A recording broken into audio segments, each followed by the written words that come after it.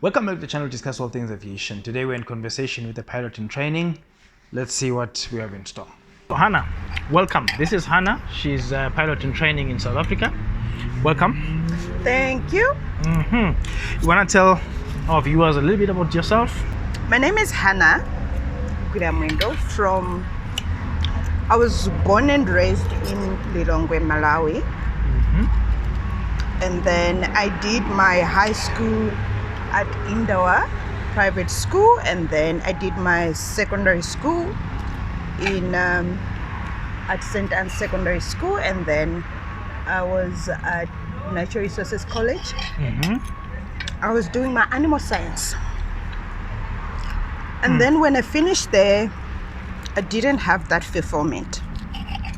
So I was like, let me go back to my roots, what I really wanted to become when I was 6. Yeah, so I started inquiring about aviation from few other pilots in Malawi. Yeah, I started my ground school there, and I did, I think, 4 or 5 subjects there.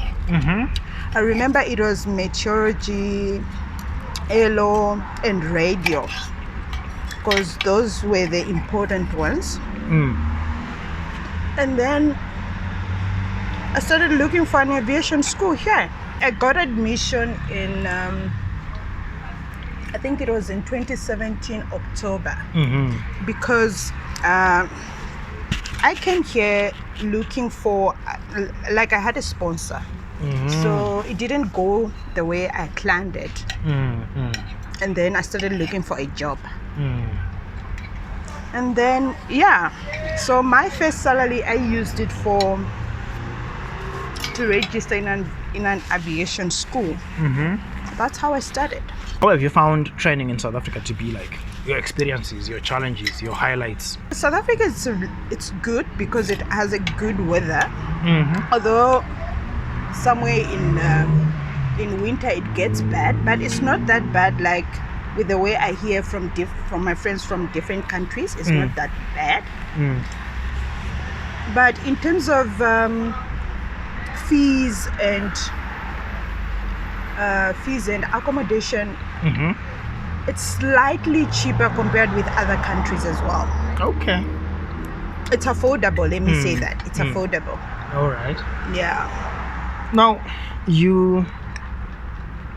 when I met you, you were just starting on your exams. For your private pilot license. And I saw you pushing. I saw you fly on weekends. I saw you study while at work, then go to CAN to write your exams. Where are you at now in that process? So I wrote my first exam in I think it was October. That was my I started with flight performance. That was in October 2017. So, like I said, that I'm working. I'm not a full-time student. So I'm working. I'm paying for myself. I go to work, and then whatever I get there, I save up and then go to fly. So I wrote my first exam in October, as I've said, and then I finished my exams in 2018 November thereabout, if I'm not wrong. So it took me forever to finish up, but I managed to finish because it hasn't been so easy for me to fly and to be writing exams, because most of the times when I get home I'm already tired. So for me to catch up and wake up in the morning, it has always been hectic. But I managed to finish all my exams, and luckily enough, I don't have a 77 or a 79. It's all good grades. It has been 80s and above. Nice. Nice. Okay. You must keep up that hard work when you pursue your next license as well. But I remember I failed aero with 73%, and I almost cried, Angelo. Just almost at the threshold. Almost there. And the problem is I changed answers. That's what kills us. So you have to trust your first increase. You can never go wrong. Once you click your answer, don't change it. And then I failed. I started crying. I'm like, why should I fail with 2%, with just 2 marks? You know? But I rewrote and then yeah, I passed. Okay.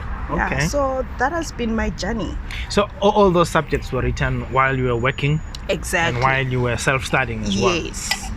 All right. So my schedule was like I go to work in the morning because it's a permanent job anyway. I work five days in a week. And then I would go to work early in the morning, 7:30 I need to be there, and knock off at 5.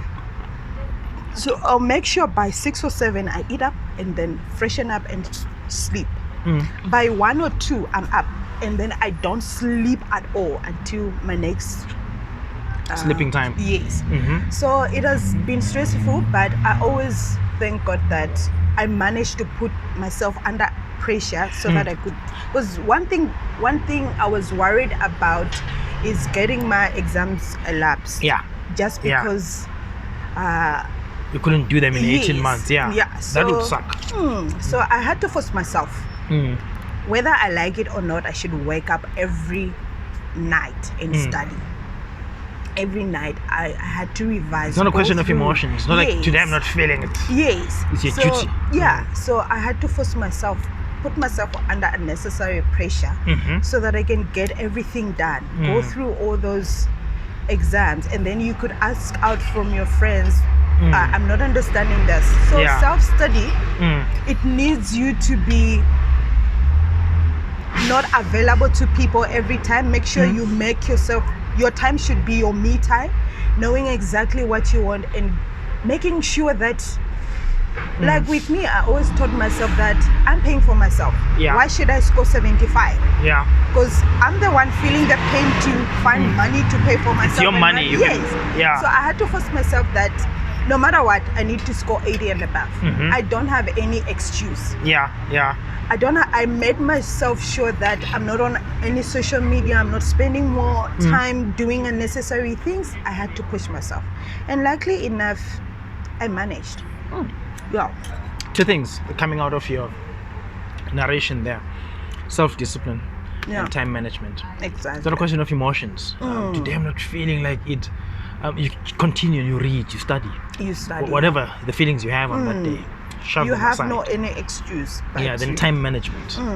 How much time are you devoting to what? Exactly. Like you say, you narrowed down your footprint on social media. You're no longer that visible because you're focusing on this thing, and indeed you finished it. You also touched on a point on funding, a point which is very, very popular with most of the people who inquire, that where would one get funding? And you already hinted that you were funding yourself. Can you give us a little bit of information on that? So before I came to SA, I had tried everything possible just to get funding in my country, and it never worked out. I'm talking about meeting like members of parliament or those influential people just to sponsor you. I wrote different proposals. I was even putting down a collateral just to get someone to sponsor me, but it never worked out. So I had to sit down and ask myself, I believe that if I'm to get sponsorship, people should see me doing it. No one is going to be willing to sponsor you if you're doing nothing. Knocking on people's doors, asking for something that you haven't started without even seeing a foundation, it's very hard these days to get that type of sponsorship. So I told myself, I'm gonna start somewhere. Okay. Yeah, you find a lot of countries that don't. It's so different here in South Africa, where you have even non-governmental organization trying to sponsor like every ministry, like every ministry bursaries, and it's so different with my country. So I told myself I'm gonna start somewhere. So I started. I had to look for money, look for a school, pay up, and then get my visa done, and then I was here. So when I came here, things didn't go well the way I planned. That's when I was looking for a job. So funding, like aviation is the most expensive industry that I've ever seen. It is so expensive. And to see someone investing in you and then you're failing exams, you're not getting it right, it's so ridiculous. So funding is really a major thing, not only in South Africa but in Africa in general, because we don't have more female pilots because everyone is so scared where I'm gonna get the funding. So luckily enough, there are few female organizations that you can find and join and become a member, and then you can end up being part of them. They do sponsor you, but after being involved in their organization. So funding is there, but you need to start also from somewhere. How bad do you want this thing? How far can you go for it?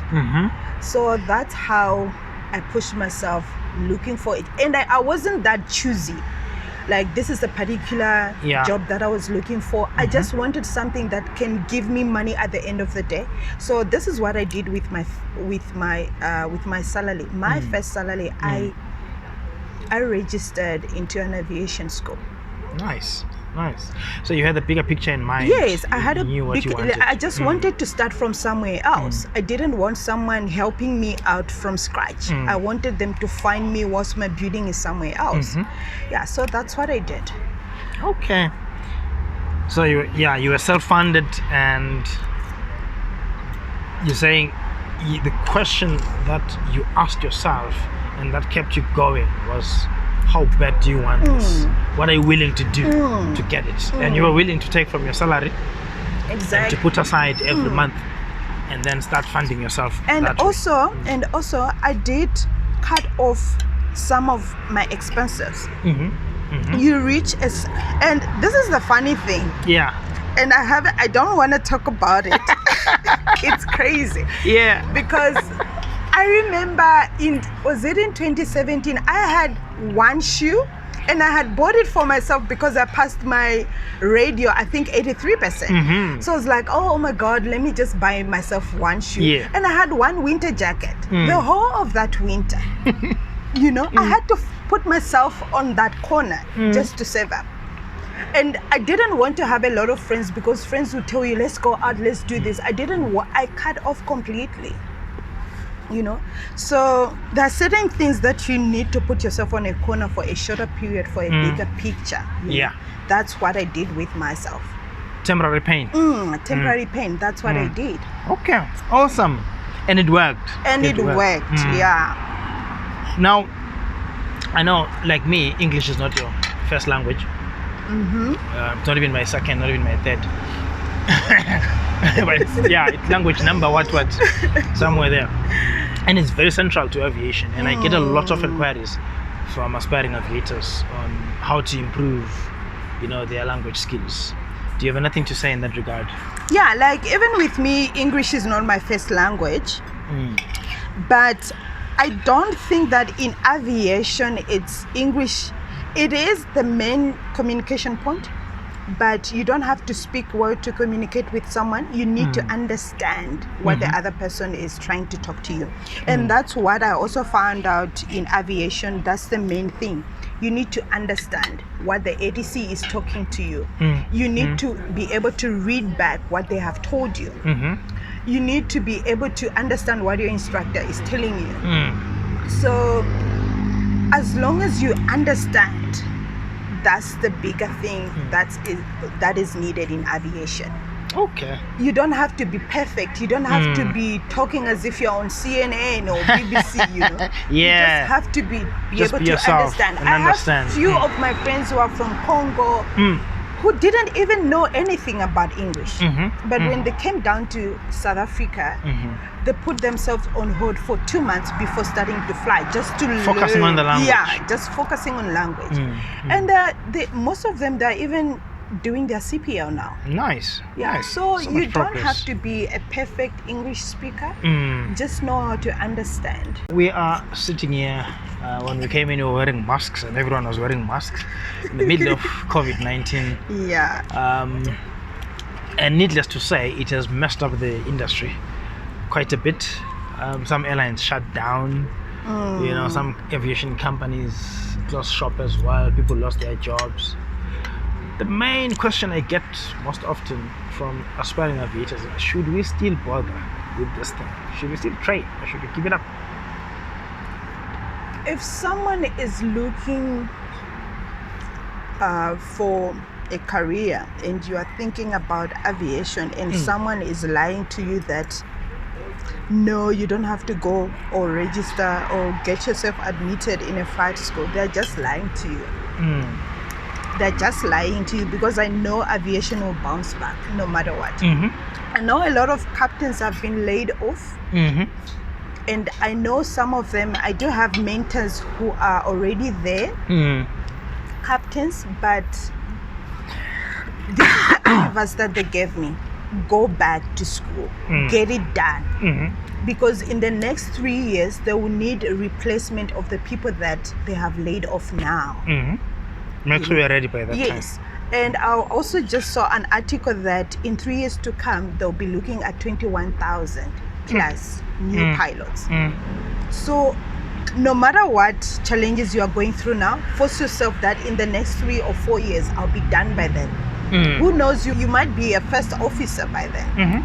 Yeah, so get it done. Use this time to develop even further. Exactly, yeah. To improve even further. Going forward. So by the time the industry opens up, you are back on your, yes. No, I get that point.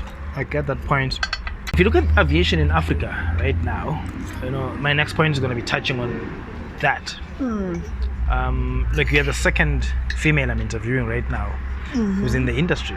You know, I've only been able to interview males because they're available, they're there, there's many of them. You know, if you type into Google right now, short field landing South Africa, or if you type it into YouTube itself, the first 10-20 hits will not be from South Africa. It's going to be a video about, posted by some American school doing their bit for American aviation, or someone in Europe doing their bit for European aviation. There's hardly anything from the African continent about the African continent. What's your take on that? Because more young people are going into the industry, and we almost assume, rightly or wrongly, that young people are in touch with technology, and we should be seeing content from them that passes on the baton, that pays it forward, that educates other fellow aspiring aviators. But we're not seeing much. That's why I'm saying, if you type anything now into Google or YouTube, you're gonna receive quite a number of results from the US or from Europe. Even if you type South Africa in there, the first top results will be non-South African. How do you think we can contribute? Because I'll give you an example. There was a time that I was looking for trimming, because I had problems with trimming. So our trim was checking on the trimming tab, and by the time I'm getting my trimming tab correctly, and then it's either I'm descending or you've lost altitude. Exactly. Yeah. So, and it really gave me problems. I used to ask, how can I do this? How can I do this? So I went on YouTube trying to get myself trimming on a Piper, and I couldn't find any. Until I had to search trimming, Piper, trimming, even if it's Cessna. Luckily enough, I got this other video, but it was also from USA. So getting content either in just generalizing it in Africa, it's very hard. It's really very hard. I just believe that fellow pilots will make something out of it. It's not always about owning a YouTube channel, but if even I can just Instagram. get if I can get that content for you, then I'm helping someone else to see it on your channel. It's not always about me. I think the other problem is a lot of people, they will show flights, but it'll be like, I'm landing at Bloemfontein, or I'm refueling at so you know. There's so no educational value to it. There's not that content that I can get out of out of that video, by the end of the day, I've just misused my data or my Wi-Fi. You get nothing. You get nothing out of it. So it doesn't matter. I always say it doesn't matter which aircraft you're using, but just make sure that someone should benefit from whatever it is that from whatever it is. And I think everyone, like, I would love every student, right from the introduction flight, get something out of it that you can share it with your friend who has a YouTube feed or who has a YouTube channel, just so that we can just get more content out there. Because probably remember that you are most of the time you are doing stuff on your own.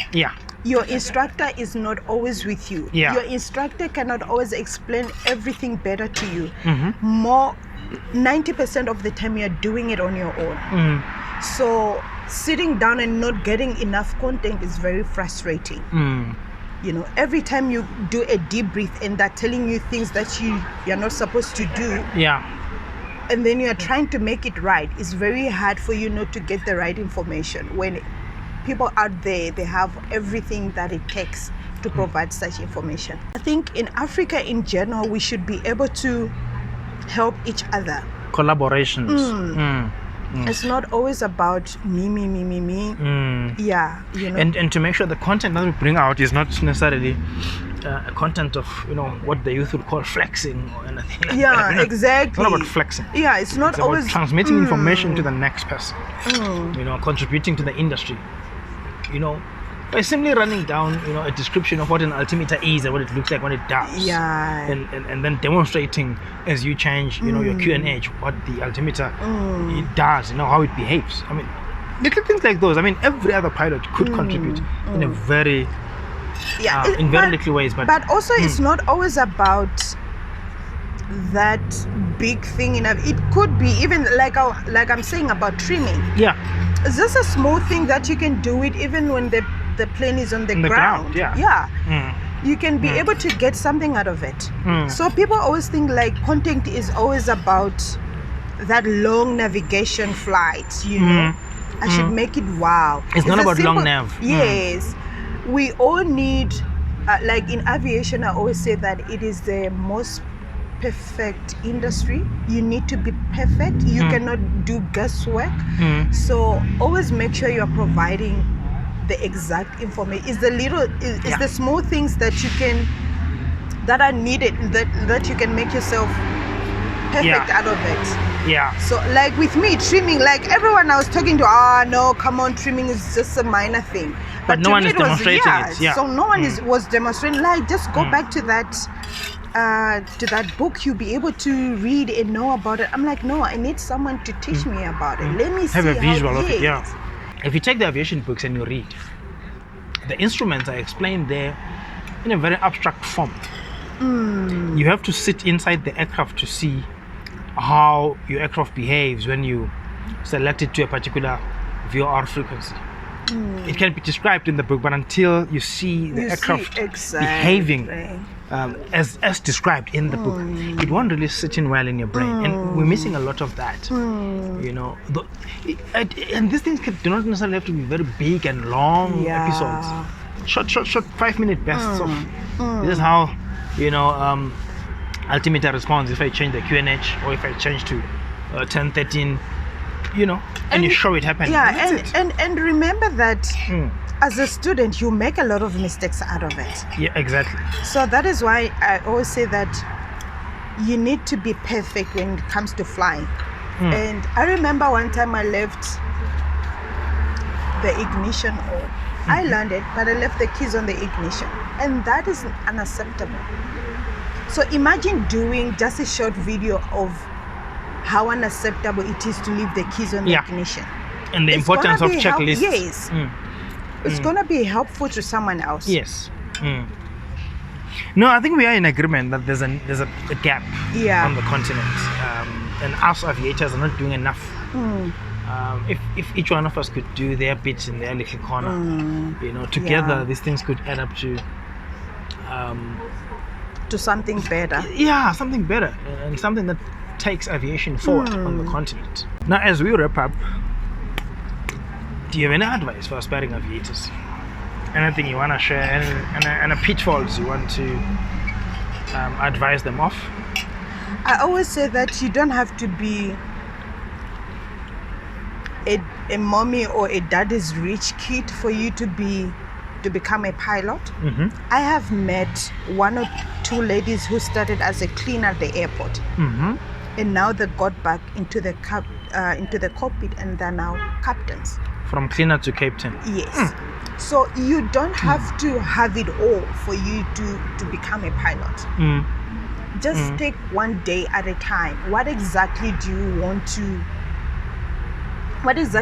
to achieve in the next 6 months or 5 years? Don't put yourself under unnecessary pressure, because by the end of the day you still meet those people who are rich, who are better than you. You don't have to be the most intelligent. I've seen a lot of people who are more dumb, but exactly. You see someone writing exams like 20 times. But you don't have to be that. People shouldn't lie to you when they're wearing those uniforms. Don't be afraid of that. And don't be afraid of people. Like, you see, like, I remember I met one guy at CAA who went into the exam room and came out after 30 minutes and passed the exams. So when you meet such people, you don't have to be intimidated by them. Do you, be you. You don't have. When you have money, you go back to the cockpit, because by the end of the day, you put yourself under unnecessary pressure, which is very bad. A lot of people haven't flown, including me, for a very long time. Should I have to stress about it? No. Once I have money, I'll go back. You go back in the air. For now, you're dealing with whatever issues you have to deal with. I have to deal with. So if you're seeing your friends flying, it's their time. Yours will come. Yours will come. I've seen a lot of scenarios that you see people passing all their exams, passing all the you finish, you get your license, and then you're stuck there without having any job. And you have taken like 5 or 8 years just to get it done. Boom. So you're in the cockpit. Anything can happen. Anything can happen. So you don't have to put yourself under. I've seen like a lot of pilots like who did the training for 8 years, 9 years, some even 10. Still pushing. And there are some who did 11 months. But you see, if you weigh out these two people, you see that the person who did 8 or 10 years, they're doing well compared to the one who did everything done in a shorter period of time. So putting yourself under unnecessary pressure is not gonna help you. It's gonna drain you and put you in a depression mode, which is also unhealthy. Take your day at a time. You don't have.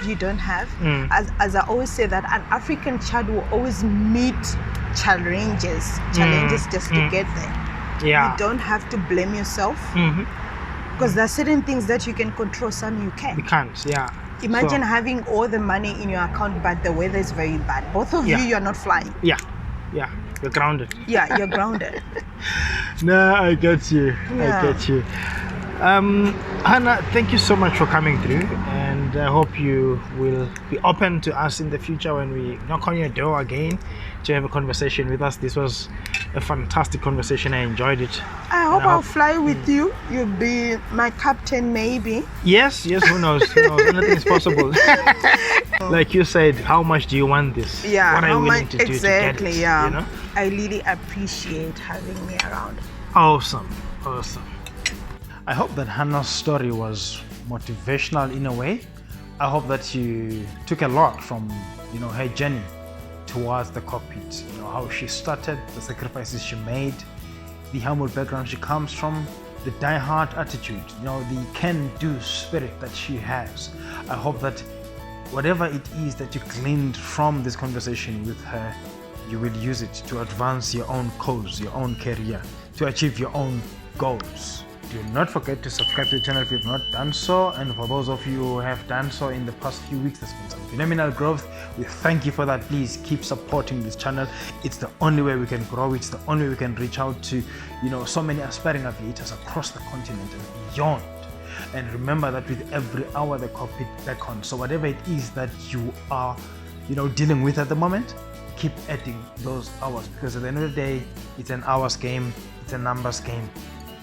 Keep adding those hours. You need that. Whether it's an hour of studying, an hour of doing more research, an hour of inquiring from other fellow aviators on how to go about doing certain things, an hour of watching this channel, an hour of sharing information about this channel within your aviation networks, within your community of aviators. That will take you closer to your goal. Until next time, Angelo Dube signing out and saying cheers.